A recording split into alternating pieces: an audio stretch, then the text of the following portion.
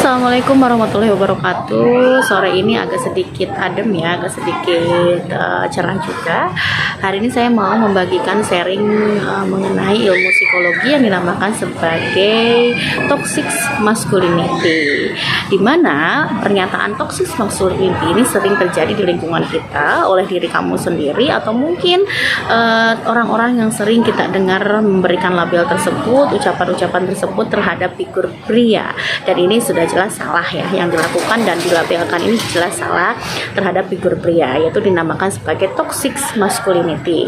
Toxic masculinity adalah sebuah label keadaan, kondisi di mana sebetulnya kamu salah penempatan terhadap konsep dalam diri pria ketika mengekspresikan emosi.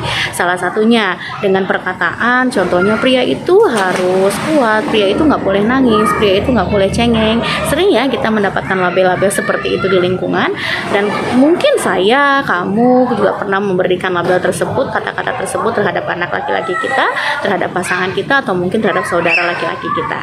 Ini dinamakan sebagai toxic masculinity. Sebetulnya nggak bagus nih, karena dengan kondisi seperti itu, pria punya konsep diri terhadap dirinya sendiri bahwa dia ketika punya emosi, ketika stres, ketika punya masalah nggak boleh nangis, dia nggak boleh cengeng, dia nggak boleh dalam keadaan terpuruk dan lain sebagainya. Ujungnya dia tidak mampu mengekspresikan emosi secara tepat dan baik, sehingga malah menjadikan emosi-emosi yang seharusnya dikelola dan dilepaskan dengan baik menjadi sangat tidak tepat, karena adanya toxic masculinity yang sudah ada dalam otak mereka bertahun-tahun lamanya, yang kemudian menjadi konsep diri yang negatif.